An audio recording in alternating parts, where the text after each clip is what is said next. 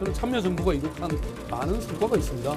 그것을 제가 폄훼하는 것은 아니고 적어도 우리 시대에 가장 큰 이 핵심 과제인 불평등 문제를 해소하지 못했다.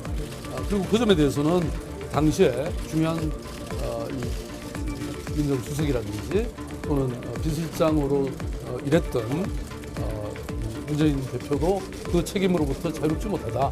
그래서 다른 새로이 등장해야 할 차기 정부는 결코 참여 정부를 재현하는 그런 정권이 돼서는 안 된다.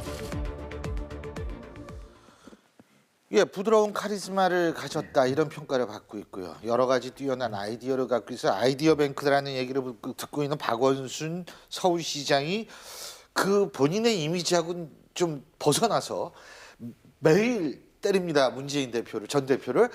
얼마 전에는 패권주의라는 용어를 써가면서 기득권, 바로 적폐의 오히려 청산의 대상이다라는 표현, 그런 식으로 얘기를 했고, 오늘은 뭐 이런 다 얘기하는 거죠. 뭐 나는 보름, 차오르는 초승달, 문재인 전 대표는 기우는 보름달 뭐 이러는데, 이렇게 얘기를 하는 것이 결국은 지금 당내 구조상, 더불어민주당 구조상 이 대선 후보 경선하기가 힘들다라는 표현 아니겠어요? 어떻게 보십니까? 그러니까 결국 이제 두 분이 사실은 이제 사법시험 동기시죠. 그리고 나이는 그래요? 이제 문재인 전 대표가 3살 위시고요. 아, 그래요? 그런 예. 동기신데 한 분은 이제 지금 박원 시장은 원래 이제 검사의 나이는 길을 비슷해 갔고 보이는데 또 나이 차이가 있네요. 좀 나이가 들어서 보이신데 예. 이제 이 박원 시장은 이제 검사의 길을 갔고 이제 문재인 전 대표는 변호사의 길을 예. 갔습니다.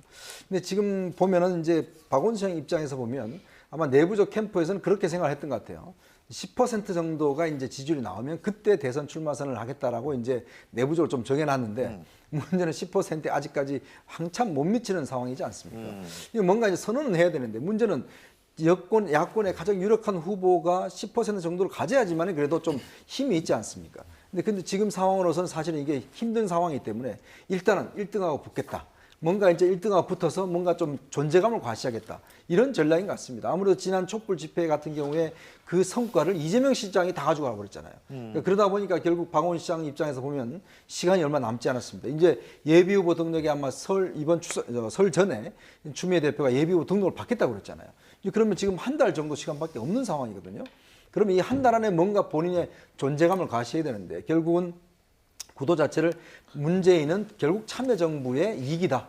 그리고 나는 새로운 사람이다. 이런 전략으로 좀 지금 나가는 것 같습니다. 호남 가서도 광주 가서도 굉장히 그 열변을 토하신 모양이더라고요. 그렇죠. 그러니까 지금 이대로 가면 4등도 지금 될까 말까입니다. 그러니까 민주당 내 당내 경선을 말씀드리는 거예요.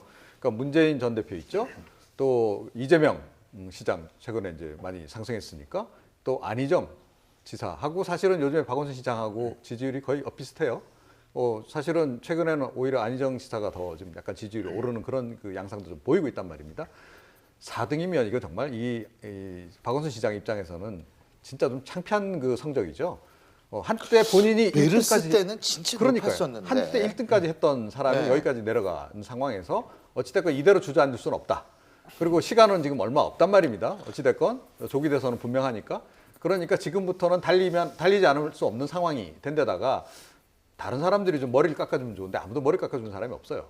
그러니까 스스로 지금 나서지 않으면 안 되는 상황이 돼버린 거죠. 그러니까 사실은 이게 전략적으로 그렇게 좋은 전략은 아닙니다. 예. 그럼에도 불구하고 지금 거의 막다른 골목에 왔기 때문에 문재인 전 대표를 직접 공격하면서 예. 지금 나오는 거고 공격의 포인트도 보면 그러니까 진보 세력들이 그 참여정부, 노무현 정부에 대해서 불만을 가졌던 바로 그 대목을 지금 딱 공격을 하는 겁니다. 그러니까 참여정부 시즌2 안 된다. 왜냐하면 참여정부 후반에 기억하실지 모르겠지만 진보 세력 내에서도 노무현 정부에 대해서 굉장히 불만이 많았고 가장 결정적인 불만이 뭐였냐면 재벌 개혁 못한 거였거든요. 그 대목을 바로 지금 치고 들어가는 그런 그 상황입니다. 근데 지금 제가 이 무슨 생각하고 있었냐면 네.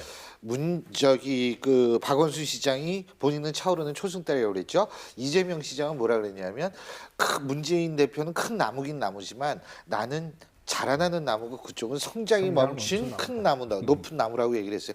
결국은 하나는 다리고 하나는 나무일 뿐이지 사실 똑같은 얘기거든요. 그렇죠. 예. 그러니까 이게 경선 룰이 어떻게 되느냐도 그게 오히려 명분이 돼서 좀 어떤 상황 변화가 일어날 수 있지 않을까라는 근데 생각이 이게 얼핏 지금 하게 되는 제가 볼 때는 경선 룰을 어떻게 하든지 간에 지금 상황에서는 안 돼, 아마 힘든 다른 건 후보들이 사실이지만. 이기기가 힘들 거예요. 어떤 걸 하든지 제가 볼 때는 그래서 문재인 전 대표 측도 경선 룰을 뭐 마음대로 뭐 하십시오라고 지금 그래서 그렇게 나오는 형국이거든요.